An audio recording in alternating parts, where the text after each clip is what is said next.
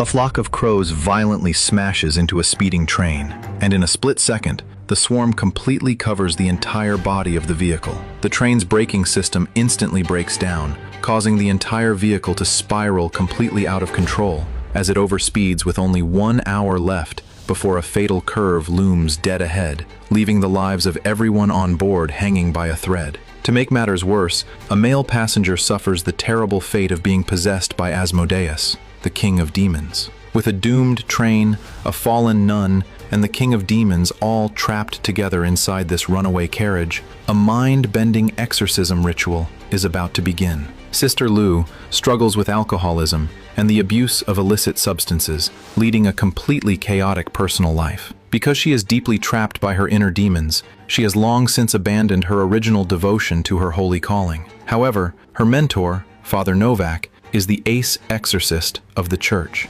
Unable to bring himself to give up on his once most pride-inducing disciple and watch Sister Lou completely self-destruct, he invites her on a train ride to New York, intending to persuade her to reclaim her faith, threatening to excommunicate her if she refuses to repent. Consequently, they board a train heading from Montreal to New York. Yet, Sister Lou maintains a completely negative attitude throughout the entire journey. After her father ends his own life, she is adopted by Father Novak, and while she originally wants to rely on faith to heal the agony of losing her father, she unexpectedly discovers that she possesses a rare, gifted talent as an exorcism medium. However, the Holy See has long discriminated against female exorcists, and the high-ranking officials in the Vatican do not recognize a nun conducting exorcisms either. Even though she is perfectly capable of handling things entirely on her own, she is relegated to serving as nothing more than a mere assistant tool for the priest. Sister Lou prays for years, begging for God's protection, but suffering never disappears. That is exactly why she gradually comes to believe that God ignores suffering and that the church is hypocritical, realizing that faith cannot save anyone, which leads her to discard her devotion from the bottom of her heart. On the other side of the train, a man named Gabriel bids farewell to his girlfriend and boards the exact same train. Before his departure, his girlfriend gifts him a box, instructing Gabriel to open it only after he gets on the train. Gabriel finally gets a chance to see what is inside, only to discover a bizarre statue resting in the box. As he fumbles with it out of curiosity, he accidentally cuts his finger. While Gabriel is racking his brain over what meaning this statue holds, a little girl named Sophia nearby suddenly speaks up, stating that this is Asmodeus, the king of demons. Legend has it that he commands 72 legions of demons and rules over lust, indulgence, and carnal pleasure among the 7 deadly sins of hell, specifically punishing those who indulge themselves in fleshly desires. The moment those words escape her mouth, a nanny named Nancy comes over and leads Sophia away. Gabriel packs the statue back into the box, completely unaware that the eyes of the Demon King's statue suddenly flash with an eerie light. Right at this moment, a crow flies over to the window, cawing relentlessly. The carriages are packed with ordinary passengers, and absolutely nobody notices that an evil spirit has already awakened. At the exact same time, Sister Lou and Father Novak are having a highly unpleasant conversation. Neither of them can convince the other, making any further talk a complete waste of breath, so Sister Lou simply makes an excuse to walk away. She helps a lady by the aisle put away her suitcase, taking the opportunity to ask her where the lounge car is located. Vicky finds the idea of a nun drinking quite amusing, so she decides to lead Sister Lou to find the bar inside the carriage. Upon hearing about the Vatican's pedantic rules, Vicky feels deeply indignant on Sister Lou's behalf, believing that men and women have equal rights, and that Sister Lou has every right to fight her own demons. While they are enjoying their conversation, a man wearing a denim jacket quietly pickpockets the wallets of 2 passengers. Spotting this, Sister Lou immediately tails him, demanding that Louis hand over the wallets or else she will call for help. Seeing the conductor checking tickets just ahead, Louis can only accept his bad luck and pull out the wallets, adding a cover-up phrase that he just picked them up from the floor. Sister Lou does not expose him, choosing instead to simply hand the wallets over to the conductor. Meanwhile, over on Gabriel's side, he suddenly feels entirely unwell, gripping his knees tightly with his hands as his fingernails turn into a terrifying shade of gray. Right at this moment, swarms of birds smash frantically into the train windows to their grim ends, and crimson blood instantly coats most of the windows of the carriage. This is definitely not a good omen. The conductor immediately announces over the PA system, explaining that the train collided with a flock of birds, causing several cracks to appear in the dining car, and management requests a temporary stop at the next station for an inspection before continuing to their destination. The atmosphere inside the carriage instantly turns heavy and tense. Edwin tells Sophia that birds are highly sensitive to environmental changes and are known as nature's alarms, meaning that swarms of birds will only crash into windows right before a major catastrophe strikes, while dogs and other animals will spin in circles and attack each other. A male passenger cannot stand this anymore, interrupting Edwin and snapping at him, asking if he cannot see that the little kid is terrified, accusing him of spreading alarmist fear-mongering. At this point, Sister Lou returns to this section of the carriage. With a grim expression, she approaches Father Novak to inform him about the avian attack on the train, adding that she is absolutely certain she saw a human face on one of the crows. Right after that, Sophia suddenly chimes in, pointing out that even though the conductor clearly stated they would stop for repairs at the next station, their train did not stop at all, blasting right past the station just now, while the speed of the train is visibly accelerating. Hearing this, Father Novak instructs Sister Lou to find a crew member and get everything double-checked. Upon hearing his words, Sister Lou heads toward the conductor's cabin at the very front end of the train. However, before she can even pull the door open, she picks up a blood-stained walkie-talkie from the floor. Sister Lou rushes back to report to Father Novak, only to find that he is nowhere to be found. Therefore, she tracks down Vicky, whom she drank with earlier, along with her boyfriend David, to seek their assistance. Together, they head back to the front of the conductor's cabin. Being the man, David is the first to step forward and ring the buzzer, but even after pressing it for a long time, there is absolutely no response. Vicky steps right up and pulls open the cabin door. David cautiously pokes his head inside to take a look, discovering that the front windshield is completely smashed up with impact marks, while the driver's control console is entirely drenched in bloodstains. A cold, mechanical voice repeatedly blares overspeed warnings, scaring David so badly that his legs turn to jelly, causing him to collapse onto the floor. Vicky quickly explains that her boyfriend suffers from a heart condition, which easily flares up whenever he gets overly agitated. At this point, the throttle lever inside the cabin is completely damaged, which means the train has entered a runaway state where it cannot slow down and keeps barreling forward at a breakneck speed. Every single passenger is trapped inside the sealed carriages, leaving absolutely no way to escape. Left with no other choice, they must first escort David back to the passenger carriage. To avoid causing a widespread panic and to get the passengers evacuated to a safer zone, Vicky fabricates a lie, claiming that they just spoke with the crew, certain parts of the train have malfunctioned, and the staff wants everyone to relocate to the tail end of the train. This is because, if any emergency occurs, the rear is the safest place due to inertial buffering. Sister Lou wants to talk to Father Novak, so she heads to the other carriages to look for him. She enters a carriage completely by accident, discovering that it is dimly lit and completely empty, feeling almost as if she has dropped into another dimension. Just as Sister Lou is filled with unease, by the time Sister Lou snaps out of it, she realizes that she is still inside the original carriage. However, due to her unique constitution, she quickly slips right back into the illusion. This time, Father Novak finally shows his face. He tells Sister Lou that Asmodeus, the very demon that drove her father to end his own life, has come back for her. Back then, she was just a child, completely powerless to save her father. Nobody blames her for it except herself. Now, it is time to crush her inner demons and use her abilities to save these innocent passengers. The moment those words leave his mouth, Gabriel, who is controlled by the demon, appears. Father Novak tells Sister Lou that God's light shines upon her always. With that said, he raises his crucifix to cast out the demon. But the Demon King's dark magic is incredibly formidable,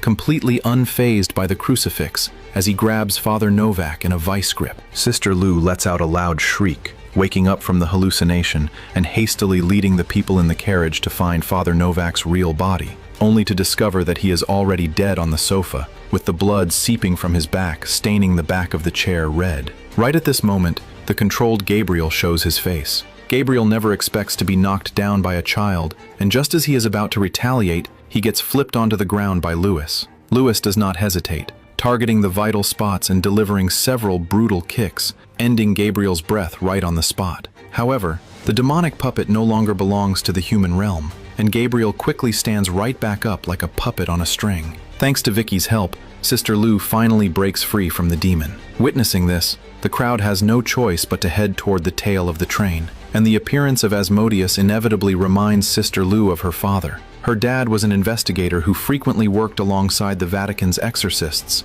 only to end up possessed by the demon king Asmodeus, consequently becoming violent in nature and torturing his family. The church dispatched Father Novak to perform an exorcism, but it ultimately did not succeed. Later, to avoid completely becoming a puppet of the demon, her father chose to end his own life, leaving Sister Lou to watch her father pass away with her own eyes, trapping her in self-blame for the rest of her life. That is exactly why Asmodeus remembers Sister Lou, secretly preying on her mind for years. After all, demons are best at amplifying human guilt and desire. It can be said that Asmodeus is the very root of Sister Lou's inner demons. Now that Father Novak is dead and nobody else knows anything about exorcism, the heavy burden falls entirely onto Sister Lou's shoulders. Once they reach the lounge car, Sister Lou explains that the demon did not actually possess Gabriel earlier, but rather controlled him to make him a puppet. Most demons can only control one body at a time, but powerful demons can occupy multiple bodies,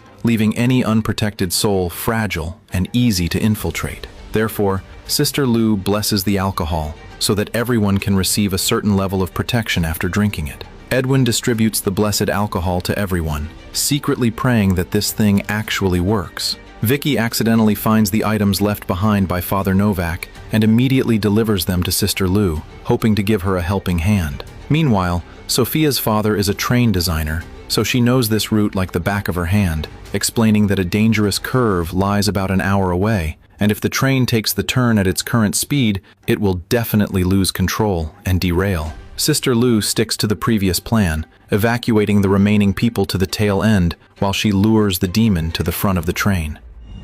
Okay, I'm sorry.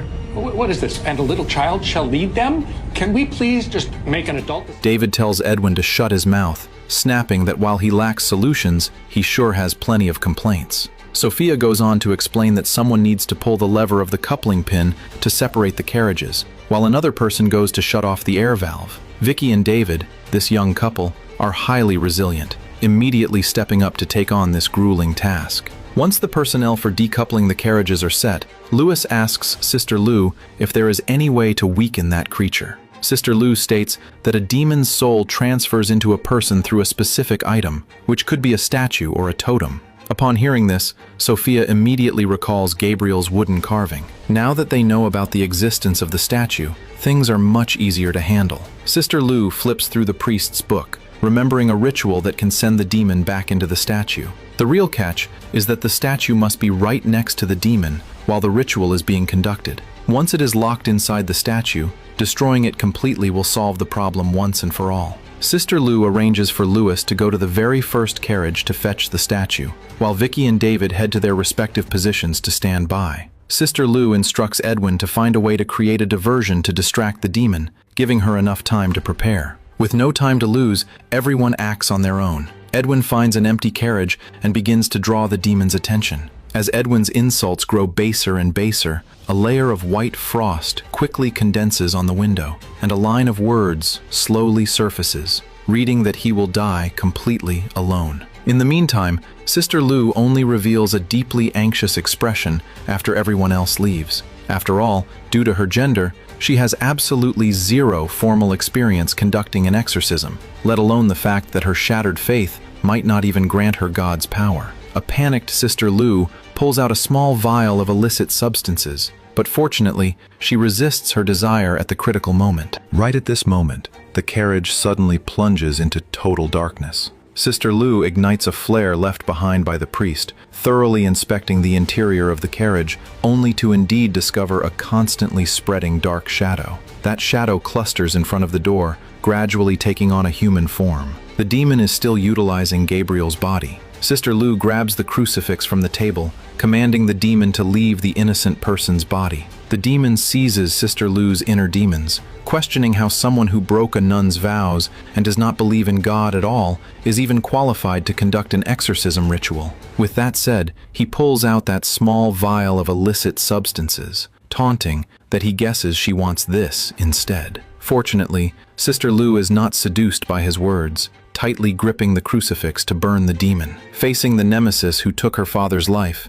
Sister Lou believes in God at this moment more than ever before. Following that, she scoops up the holy water and splashes it at the demon. The demon twists his neck, forcing Gabriel's consciousness to recede. Meanwhile, Louis finally finds that demon statue inside the first carriage. However, the demon itself immediately senses that something is wrong. Leaving those words behind, "Very clever girl," the demon transforms into a cloud of black smoke and vanishes from sight. The lighting inside the carriage subsequently returns to normal. On the other side, Sophia's group encounters some bizarre events as a massive swarm of fireflies unexpectedly manifests inside the sealed carriage. Seeing this, David quickly pulls Sophia into his arms to protect her, and the fireflies all fly toward Nancy at the back. Her face is completely blank, looking as if she has been mesmerized. Nancy suddenly says that in Japanese folklore, fireflies symbolize the souls of rulers. The moment those words are spoken,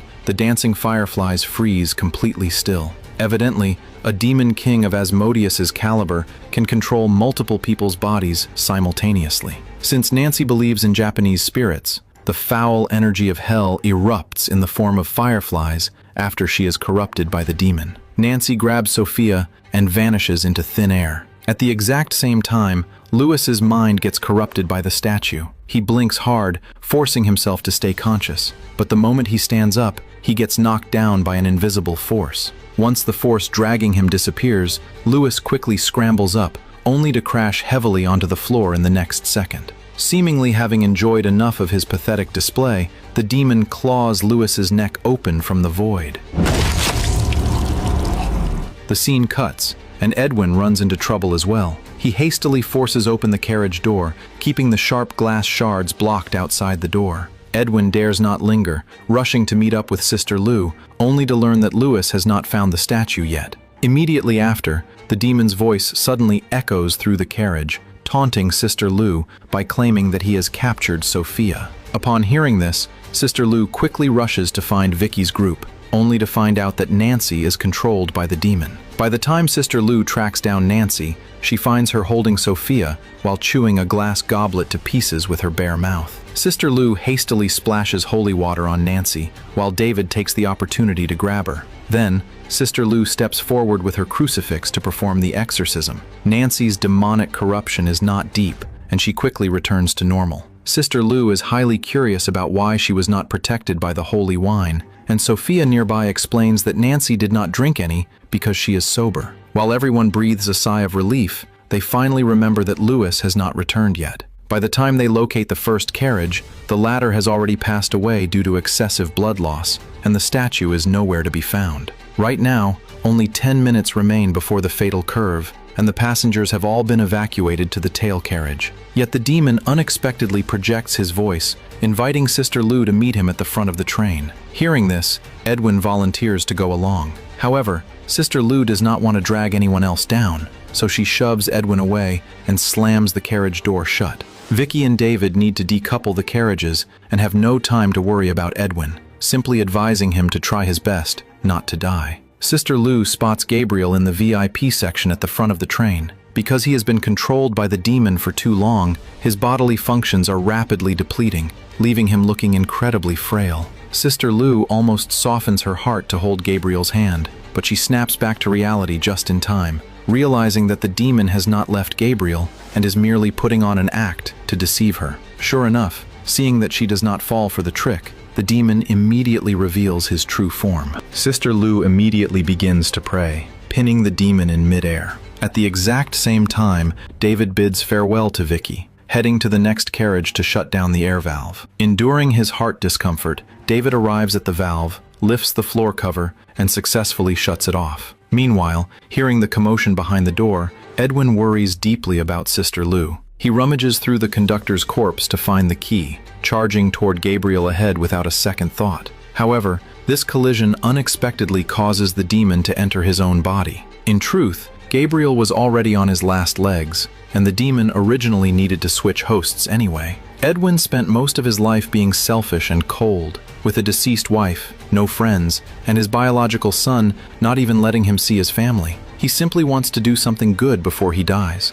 He hands the suicide note he wrote in advance inside the carriage to Sister Lou, hoping she will deliver it to his son after escaping, telling him that he saved an entire carriage of people. Seeing that the demon is about to break free from Edwin's restraints, Gabriel wants to pull Sister Lou away. However, Sister Lou insists on staying behind. Gabriel has no choice but to find Vicky alone, explaining that he has regained his freedom, passing on Sister Lou's message that she and Edwin cannot make it to the meetup, urging them to do what needs to be done without hesitation.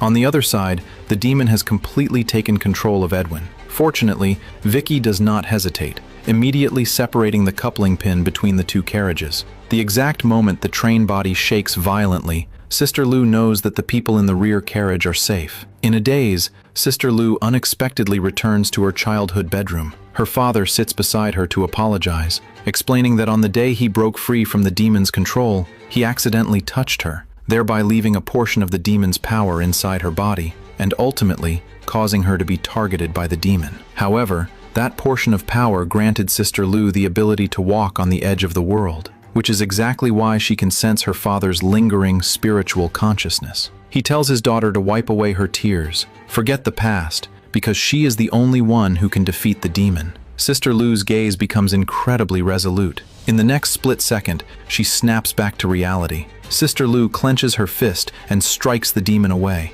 but with a wave of his hand, the glass shatters on cue, and a sharp shard stabs right into Sister Lou's abdomen. She grits her teeth and pulls it out. The demon hypocritically extends his hand, hoping Sister Lou will side with him. Sister Lou does not give him a single moment to breathe, delivering several more blows straight to his stomach. God favors her as well, as she accidentally catches a glimpse of the statue lying on the floor. Sister Lou pours holy water over the glass shard, then stabs it brutally into the statue's head. Edwin unleashes a painful roar, and the demon dissolves into a cloud of black vapor, vanishing into thin air. However, the front of the train where Sister Lou is located is about to reach the fatal curve. Fortunately, she has not forgotten her father's words, remembering that a portion of the demon's power still remains inside her. In other words, she still stands a fighting chance. She immediately braces herself against both backrests to gather her strength. The demonic power saves her life at the final critical moment. Not long after,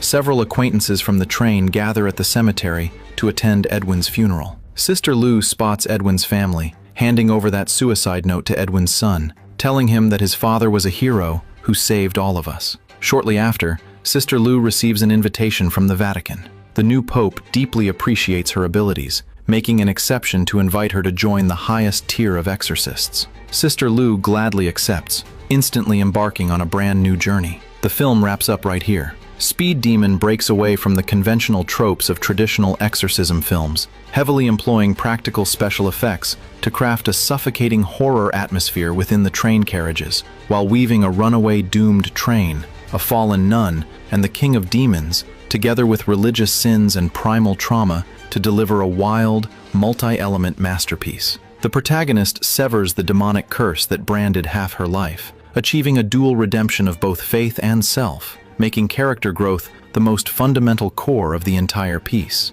Although the pacing of the film's latter half feels slightly rushed, the content is still quite refreshing, so friends who enjoy this genre can check out the original film, and we will see you guys in the next video.